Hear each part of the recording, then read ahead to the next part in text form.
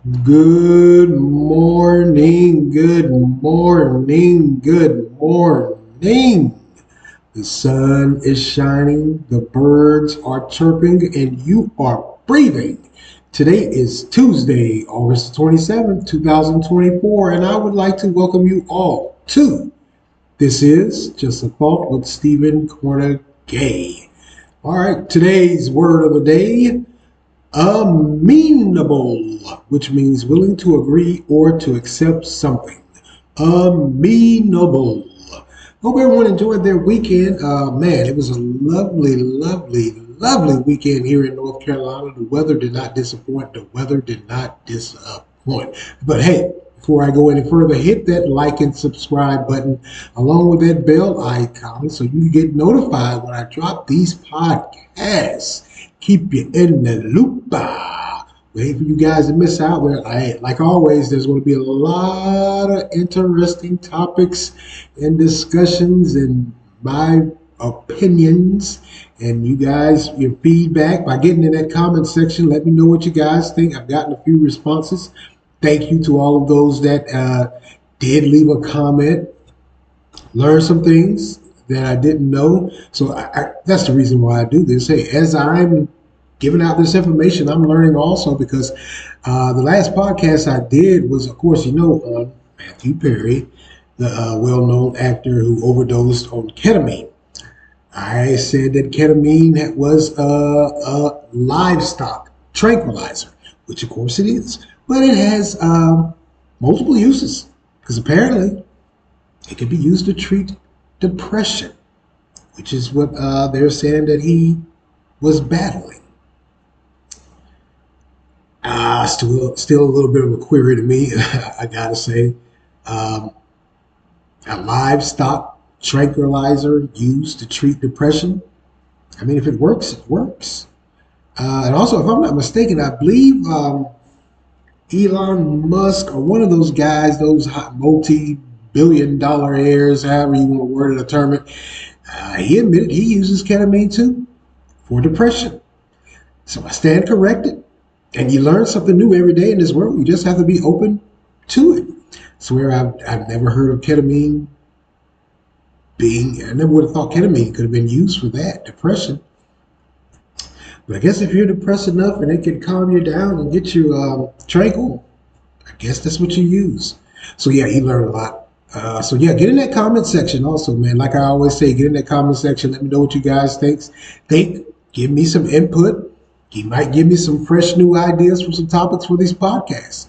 I'm not too bold and big-headed that I can't take criticism, advice, or anything else. We're all human beings on this earth, and we all should be open to learning every single day of the week. So yeah, hit that like and subscribe button, like along with that bell icon, and leave a comment. Let me know what you guys think about the topics I'm talking about. Should I continue? Should I stop? Whatever the case may be. Hey, I'm pretty thick-skinned. I'm not going to get upset. I'm not going to get riled up. I'm just not. I'm a grown man. I've heard it all before. I've been insulted by the best and the worst of them. There's pretty much nothing more. I don't think. Maybe not. Maybe there are some new insults people can give me. If it is, hey, I would love to hear that also. Just would. So hey, get in the comment section. Let me know what you guys think. As I was speaking about the weather, man, the weather has been so lovely here in North Carolina all last week. The temps were in the 80s during the day. Got nowhere. Well, it might have got a degree or so close to 90, but for the most part, it was in the upper 80s. And it was just lovely, beautiful sun, nice little breeze. Humidity was non-existent. And the temps at night, they even got down into the 60s or 50s. One night, I believe it got down into the upper 50s. That was lovely. Went out the next morning and it was like, whoa, whoo, early fall. And a lot of folks, you know it. A lot of folks were saying, oh, we're going to get an early fall. Oh, wow. Thank you folks forgot where you were residing at. This is the South. This is the South. And as always, the South never disappoints. because temps have shot back up into the 90s, starting yesterday and today. I believe it said temps today is expected to be 95 with a real feel of 97. But the high temps are coming along with that lovely, and I do mean lovely, real feel. Starting tomorrow, really Wednesday, temps are going to be in the upper 90s with a real feel of 105 plus going into Thursday. But Friday is going to cool off a little bit. It's going to be back down into the upper 80s. I'll take that. I will take that. So these next few days where these temps are going to be in the upper 90s and real feels of 105 plus, because if you look at the remaining forecast for next week, it's saying that it's going to be in the 90s, 80s also. Doesn't really say anything about the 90s, but hey, the night, the day, the season is still young. You know how we do here in the South. You just do. And man, across the country in that Midwest and upper Northeast, all last week we were having pleasant temps and just sitting out enjoying ourselves, getting a little breeze, and they were getting hammered with these real feel heat indices, a heat wave, and it's still going on this week. So much so, and this is how odd it is to me, that they actually are letting kids out of school in places like New York and Pennsylvania and Chicago, because temps are 100 degrees plus and the AC isn't working in many of these schools. Strange turn of events, at least for a week anyway. Then the South came and caught back up. Yeah, last week, well, this week, they're letting kids out of school up north. Not used to this heat. Not used to this heat. And hey, here in good old North Carolina, or this part of North Carolina, of course, you know, school has started back. Looks like Wake County is having a little problem also with they're having heating and air issues. A lot of their buildings, very reminiscent of those up north, the AC ain't working. They're probably going to have to start letting kids out of school when these temps jump up into the upper 90s later this week. Yeah, that's normal here in North Carolina. But not so normal up there in the north. Man, pray for those folks up there. And also, before I go any further, man, a report came out yesterday that said 2023 was on record as having the most heat-related deaths in this country. Wow. And it just goes to show you that heat ain't nothing to play with, fellas. It ain't. So that's why I always say hydrate, hydrate, hydrate. Put on that sunscreen. Put a hat on that head. Limit your time outside. Recognize the signs of heat exhaustion and heat stroke. Man, if you're ever out in that heat for a prolonged period of time and your body starts to feel a little off, you might want to sit down. That ain't the time to be macho. Let's just say that. You might want to sit your hind parts down somewhere, because the heat ain't playing with you. Yeah, 2023, and also 2023, we know 2024 may not be that far behind. It was, if not the hottest, it was one of the hottest since they started recording temperatures on record. 2023, so it had that distinction of being the hottest on record, or one of the hottest on record for 2023, and also had the highest number of heat-related deaths also. So take care of yourself and check on others out here in this heat, man. And as always, hey, check on the elderly also. Please check on the elderly. You know how they do. Those old folks do, man. They will not turn on that AC. They'll tell you quick, man, that's hurting, making my bones and joints hurt. So check in on the elderly. They're sitting there with the windows down and have a fan running. Oh, boy. And that's just what the elderly do. I ain't knocking them. I just hope and pray. I can only hope and pray that I live long enough that I can have that problem. Let's just put it like that. Just put it like that. It is what it is. So yeah, man, be on the lookout. Be aware of your body and how it's feeling. If you're out there in that heat for a prolonged period of time, or if you're out working, check on the guy next to you, guy or girl next to you. If she's out, he or she is out in that heat with you, you guys check on each other. Make sure you guys are hydrated. Put on that sunscreen. Put that hat on your head. Hey, now's not the time to be a macho or be a strong woman. That ain't the time when that heat get old like that. He gonna let you know he ain't so tough, but it just is. The heat ain't no pump. It just ain't no pump. It just ain't. Man. Hey, also interesting, also, man, hey, NFL football season is getting ready to start in another week or two. Preseason has ended. Ended this past weekend. Very reminiscent of last year, the Chicago Bears looked damn good in the preseason. But we know how they do. Caleb Williams, he looked pretty good. It might be worth the money. Might be worth the little flip-flop with Justin Fields. He looked good. I ain't on his bandwagon. I ain't on his you-know-what. But, hey, he did look pretty good. I got to say. I must admit, he did look pretty good. So we'll see what happens with that. But, yeah, the preseason's gone, and the regular season is set to start 2 weeks from now. I can't wait to watch me some football. Watched a few little of the preseason games. A lot of those teams did look pretty well. The game I saw with Chicago, they did look pretty well. I got to admit, they just did. They just did it. Well, the Cowboys, they ain't really doing too much or nothing. You know the Cowboys. They stink up the joint. They just do. They stink up the joint. They just stink up the joint. Yeah, they do. Yeah, they do. All right, let's move along here, man. Hey, there's an interesting story that's coming off the continent of Africa in the country of Namibia. It appears the government is going to cull, which is slaughter. Cull is a selective slaughter of wild animals.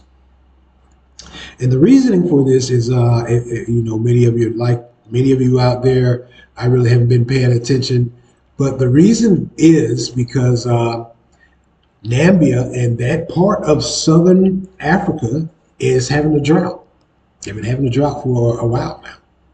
And well, the entire continent of Africa is always struggling with these droughts. Now, what has come out is the government of Namibia says they plan to cull 723 wild animals, including 83 elephants. And they plan to distribute the meat to people struggling to feed themselves because of the severe drought across southern Africa. This is according to the Environment Ministry. It goes on to say the cull will take place in parks and communal areas where authorities believe animal numbers exceed available grazing land and water supplies. Wow. Just wow. Southern Africa, like I said, is facing its worst drought in decades. They've always battled the drought on that continent of Africa. What they're saying is Namibia has exhausted 84% of its food reserves last month alone. Wow. Now, this is according to the United Nations. 84% of its food reserves is gone as of last month. Nearly half of Namibia's population is expected to experience high levels of food insecurity in the coming months. Wow, yeah, I can see that. With such a severe drought, human and wildlife conflicts are expected to increase. So that means these animals are going to start becoming highly aggressive. They don't have anything to eat or drink. You think you got it bad here. This article kind of puts things in perspective. We don't have it the best and we don't have it the worst. Can you imagine this? Your country has a drought. There's no way for them to grow food, that the livestock they have or whatever, what have you, there's nothing for them to graze, so they have to start killing the wildlife. Now, just like I just said, this drought, the severe drought problem with human and wildlife conflicts, they're saying it's expected to increase, and they have to take this measure of culling these wildlife in order to calm and intervene. If I gather, if they don't, it'd be like one of those crazy sci-fi movies we see when animals attack. It's that serious. I always say, yeah, you think you got a bad hair, there's always somebody worse off than you. What they're saying is the 83 elephants that they plan on culling have been identified in conflict areas, and like I said, the meat will be allocated to drought relief programs. So these damn animals have already been attacking. They're going to cull these animals, or these elephants, 83 of them, the bare minimum. They're going to do a whole lot more. But in conflict areas, so that means these elephants have started, these wildlife have started attacking. Now, the elephants aren't the only thing they're going to cull. They're going to slaughter. It's called what it is, slaughter. Cull is the politically correct term. They're not the only ones they're going to slaughter. They're saying that the country is also planning to cull 30 hippos, 60 buffaloes, as well as 50 impala, 100 blue wildebeest, 300 zebra, and 100 eland. What is eland? Is that a bird? Or just, I don't know. But wow. Why 300 zebra? I'm not making light, so please understand. I'm just asking, and I'm wondering also, when I read this article, I'm wondering to myself, man, I wonder how that meat tastes. It's got to be good it's one of those things I gather. Maybe this is something they do on a regular basis there. This is something they have to do. Now we know they have to do this in order to survive or die off from phantom, or be killed by these wild animals. Let's not forget the government has already said they're going to horn in and target these animals that are in these areas that they've already had human and animal interaction conflicts. So these damn animals have already started attacking. I think you got it back. We're as I was reading this article, I was saying to myself, man, I'm sitting here, I'm cussing, fussing, and raising sin about the price of groceries. This is going on all the way across the world. It does put things in perspective. Make you take a second look and second glance at your situation and say, yeah, I got it pretty jacked up, but it ain't as bad as this. It just ain't. Now, 157 animals have already been hunted by professional hunters and companies contracted by the government, yielding more than 56,800 kilograms of meat. Official with the government goes on to say this exercise is necessary and it is in line with our constitutional mandate, where our natural resources are used for the benefit of Nambian citizens. So if you're one of those animal lovers that are saying, oh, Lord, no, don't do that, this is what they do. This is what they have to do.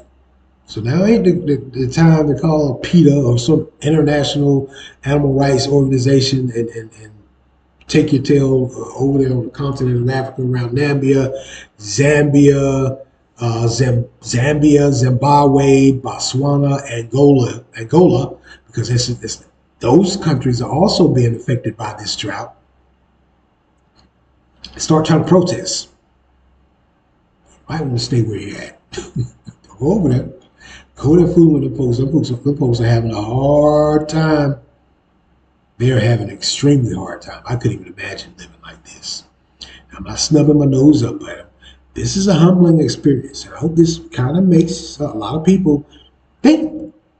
and realize, yeah, I got it bad, but I ain't got it as bad as this. Because what they're also saying is more than 200,000 elephants are estimated to live in a conservation area. And that this conservation area, like I said, is spread over all of those countries that I mentioned before: Zambia, Zimbabwe, Botswana, Angola, and Namibia. All these countries are in that drought. So, these numbers that they're saying, they're specifically saying how many animals they're going to kill. They would probably be killing a whole lot more than that.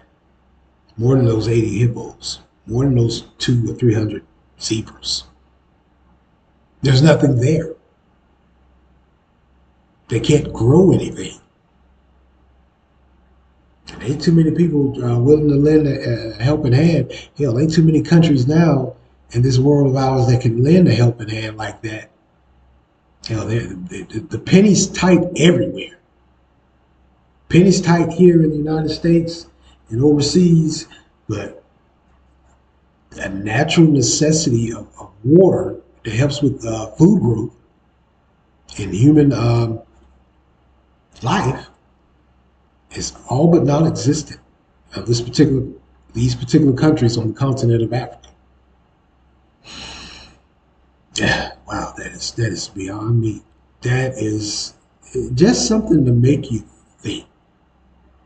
Now, if you want to go back to the animals, because of this drought, what they're saying is hundreds of elephants died in Botswana and Zimbabwe last year alone because of the drought.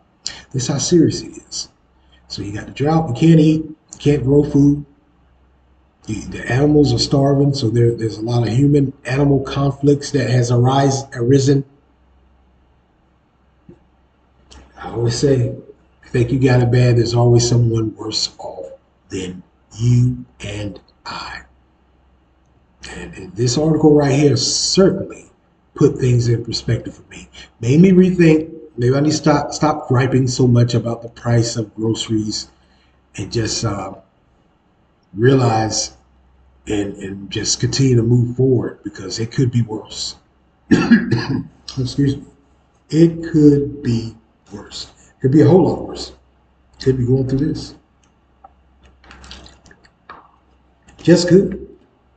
So if you thinking to yourself, man, if you're like me, raising sin, cussing and foaming and frothing at the mouth, and you want to walk up to some of these politicians when they're on TV giving their little speech and slap the taste out of the mouth, it's your God-given right, but you might want to humble yourself a little bit there, homie, because it ain't as bad as you and I think it is. It is, but it ain't. It could be worse. Could be worse. All right, let's go get it. We're going to do a little election news. I didn't really get with you guys last week. Vice President Kamala Harris, she accepted the Democratic nomination for president. Overwhelmingly, she got the nod. Very spirited convention, the Democratic convention was. Very spirited. Hell, a couple of nights they had a party. Even had rapper, producer extraordinaire, Little John. And then they had your guy, man, what is his name? DJ Cassidy. If you know anything about him and I can't remember the other gentleman during COVID, they were responsible for those versus battles and also the Pass the Mic, where the entertainers, they couldn't make too much money because they couldn't have concerts or whatever. So they decided to do some online things where they got all of these artists, different artists from different genres of music, and they would perform. So he was there one night, or he might have been there the same night that rapper, producer extraordinaire Little John was there. So it was a big party, very spirited convention. So it looks like Vice President Kamala Harris has gotten the nomination. She's accepted it. And that debate between her and former President Trump is scheduled for September the 10th, if I'm not mistaken. So it looks like it's going to go down. That's good. We'll see. We will see.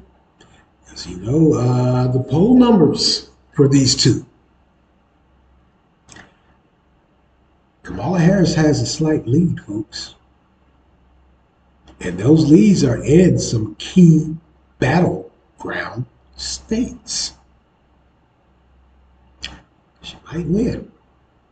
We might have our first female president, and first black female president. Historic.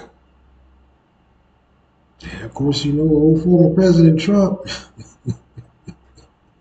he continues being former President Donald Trump. Insults. Staffers are telling him, hey man, stay on script, stay on task. We got to talk about these issues here. We got to talk about the economy, the border, international affairs. We need to stay on task. Stop with the little pop shots. Stop with the little tear down. It ain't working. And it ain't working because she is taking the lead in these polls in certain battleground states like Pennsylvania, Georgia, which, by the way, where she's campaigning at, I believe today. What I'm saying, the remainder of well, she's campaigning down in Georgia, and she's on a bus tour. So I guess she started there in Georgia, and she's going to go from state to state, and of course, you know, town to town inside those states, those battleground states, and make her pitch. President Biden, by the way, he won Georgia, but it was by very much the last election cycle. Wow, the world has changed. I never thought I would live to see this day. I'm just going to be honest with you. I never thought that I would live to see this day, that a person of color would be running, not just running for the presidency of the United States, but quite very well may be the winner. Yeah, and let's be honest with each other. Like I said, those poll numbers are showing, they're telling the tale. Because when it was President Trump and former President Trump and President Biden, they were sometimes they were neck and neck, and then sometimes you can see President Trump numbers go up. But now they've gone down and they leveled off, and Vice President Kamala Harris has caught up with him, and she's also caught up with him with raising funds. Historically, she's raised, wow,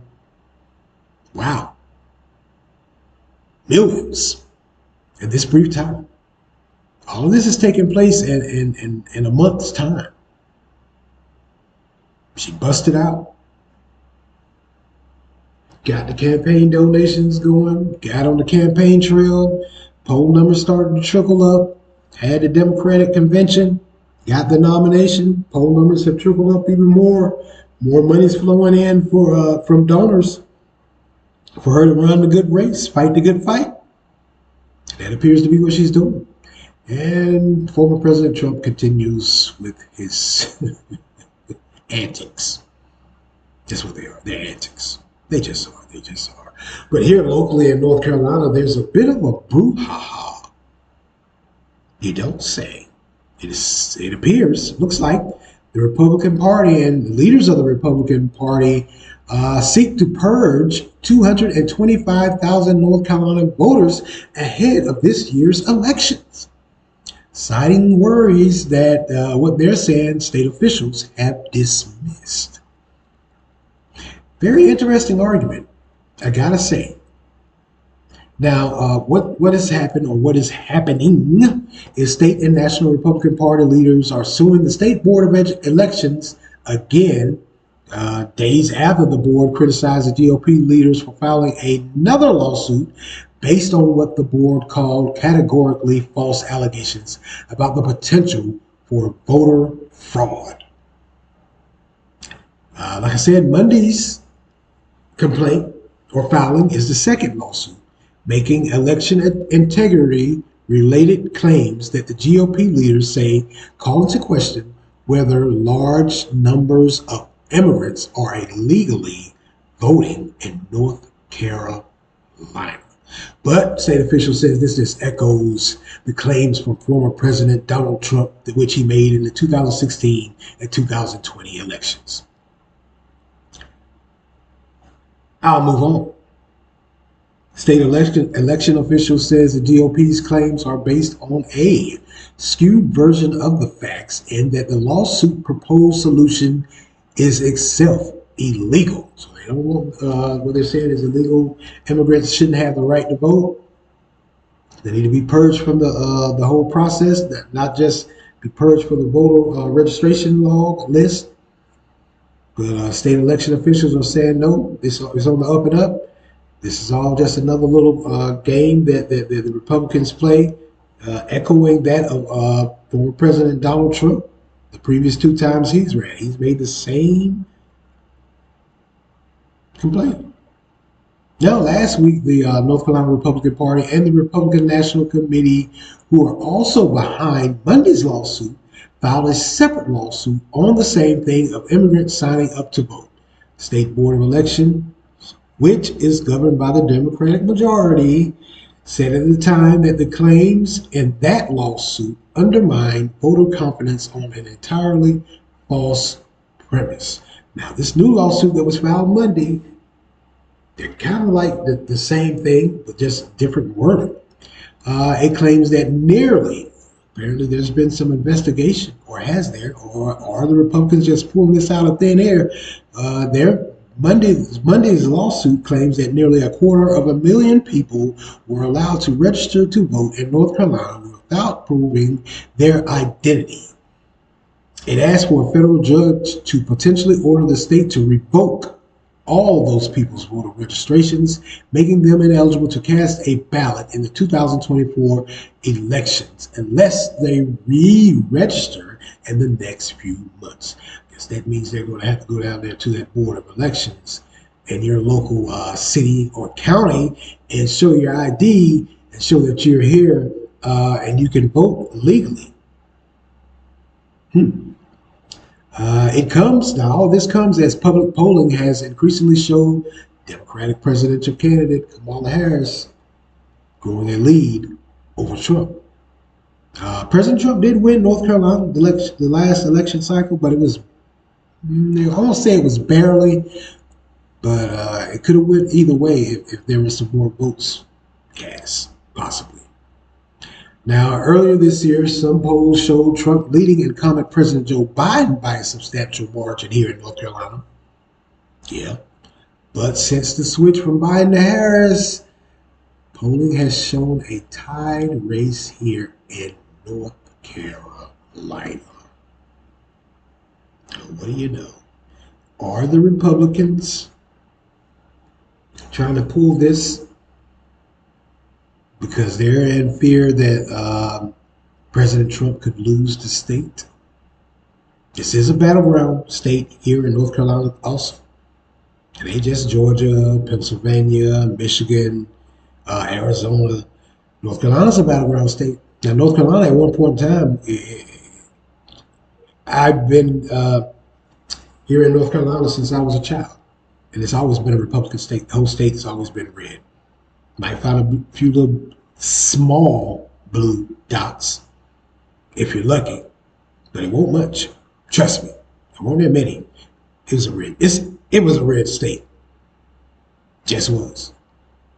Now, hey, now we find that Kamala Harris is leading the poll, and we're not leading, but it's pretty much a dead heat here in North Carolina. Kind of reminiscent of what's going on with the gubernatorial race also, although now they're saying that Attorney General Josh Stein has slipped up a little bit, slipped ahead a little, not by much, ahead of Lieutenant Governor Mark Robinson. Wow. This is my thing with this, because I've asked also, and I guess now that I read this article, I guess it does kind of shed some light on some things, because I questioned also, and also here just recently, within the past couple of days, there was a case or incident where in a community here in Raleigh, there were voter registration forms found scattered throughout the street. But most were empty, but there were a few that did have voter information on them. They are investigating. They're saying, hey, we don't know if they were purposely thrown out or if they slipped out somehow, some way. Maybe someone was riding down the street, had the windows down, and the wind got a hold of them. Could be. But my whole thing, and it's always been stuck in my crawl, and I understand the premise of why they do this, but it just irritates the hell out of me that when I go to a grocery store or I go shopping or I go to work because I work retail, there's always 2 to 3, maybe even 4 people standing outside the door with a clipboard and a voter registration form, just signing folks up to vote. And all they have to do is say their name. They don't ask for any ID, no form of identification whatsoever, just what's your name. And then I guess they drop the forms off at the Board of Election. So I've always questioned that. It's just something that seems kind of odd for me. But I guess those workers at the Board of Election, once they get the information, that they verify somehow, some way that this is the correct person. Um, how do you do that? Just because they gave you a name, an address, birth date, and whatever, do you have a picture readily available? Are you bumping that up against the DMV and their system also for photo IDs? Because we got to have a photo ID coming up in this next election. Yeah, that always kind of just made me just so uneasy. And I'm going to be honest with you, a lot of the cats they got out there doing it, I'm looking like, I don't know if I want to give you all my damn personal information. I don't know. No. That's why when I had moved, I just went down to the Board of Election and just registered that way. I feel more comfortable that way. As opposed to have someone standing outside a damn grocery store or another retail facility taking down my personal information. I just never felt comfortable with that. That's just me. Some of you out there may think it's okay. And I understand the premise if they want to register all the people they can to make sure their party is elected into office. But what if there was an actual audit of all of these new registrations? It's too late to do it now, but what if during an off-election year, the State Board of Elections gave a mandate to each and every single county in the state, audit the roll. Make sure these people are real and not fictitious. I wonder how that would turn out. I'm not trying to be funny. I'm not trying to sway to one side. I'm just asking about our political process and those folks standing outside these stores registering folks up to vote. If there was an actual audit, would these people actually be eligible to vote? Think about it. I know everybody wants their political party to win. Everybody wants to be in the driver's seat. Everybody wants to be a winner. But what if? What if we go through that audit, which I think there really needs to be? I just do. I think there needs to be an audit. And it ain't so much about these illegal immigrants. I'm talking about any and everybody that registers to vote. Audit that roll. Audit your books. Find out who's who. Find out if they're on the up and up. Hey, it has happened. It has happened. Maybe not here in North Carolina, but we've heard the horror stories of their going through those rolls, that voter list, and finding folks that were registered to vote that have actually voted that were dead, locked up, or God knows what. Somebody voted in their place. This is what the GOP is talking about. But I know they're doing it for a different reason. They're trying to combat the Democratic Party, who's, of course, standing outside these damn grocery stores, at these other retail facilities, at your churches, registering you to vote. So you can assure that former President Donald Trump never gets back in that White House. Get it, got it, understand it. You get no quarrels from me. But what if there was an actual audit? How many of these people, hell, not just of immigrants, but how many United States citizens would not be eligible to vote? Might be quite embarrassing. Might be quite embarrassing. I told you guys way back when last year that this election cycle was going to be very interesting, and now I'm going to add very entertaining because it has lived up to the damn hype. It is entertaining as a mug. It is every day. There's something. Last week, former President Trump giving a speech says, hey, they're saying that Kamala Harris, the only thing, she's not too smart, she's not too bright. That was way too much. That was a bit too much for me to insult someone's intellect.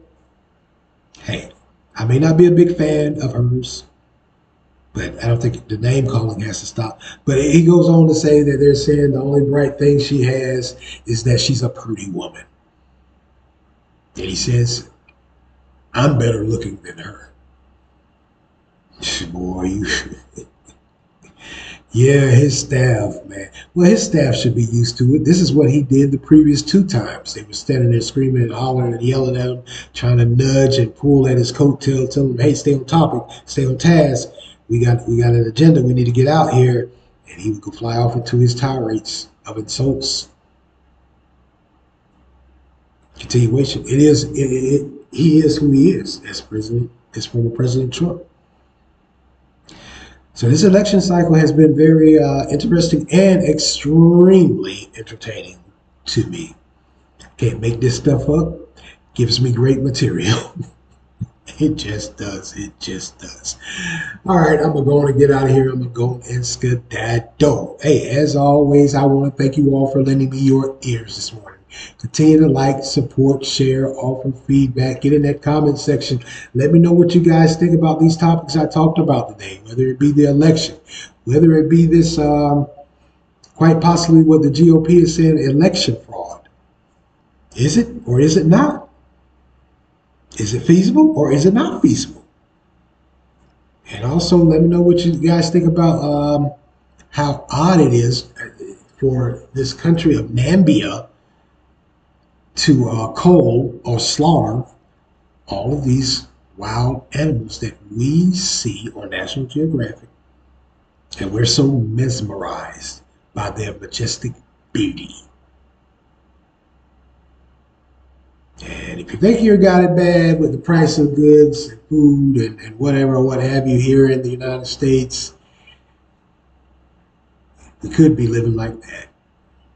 An extreme drought, so much so they have to start killing wildlife and portioning it out to its citizens. Could be worse, could be worse. So get in that comment section. Let me know what you guys think about that and those other topics I talked about. And also, hey, are you guys ready for the NFL football season? I am waiting. I am waiting. Any Cowboy fans out there? Or have I insulted them so badly that they've all walked away from this podcast? Cowboys have been struggling in the off season. They really haven't been doing anything. They just signed their top-notch receiver, Lamb, and Dak Prescott. Those guys were holding out for a while. They were trying to get Jerry Jones to come up off the money. So let me know what you guys think about this NFL season. Are you guys excited? I am. I know I am. Coincidentally, they are predicting the Chicago Bears, my Bears, to go 12-5 this year. It's a damn good-looking team. I gotta admit, I haven't seen them look that good in years, decades maybe. Damn good-looking team. Damn good-looking team. But we know what the Bears do. We know. Just like those Cowboys. All right, I'm going to get out of here. I'm going to skedaddle. Hey, once again, thank you guys for listening. Hey, I couldn't do it without you. I want to thank you guys so much. Hey, get in that comment section. Let me know what you guys think about these topics I've been talking about. And as always, Thank you for listening to This Is Just a Thought with Stephen Corner Gay. Amen.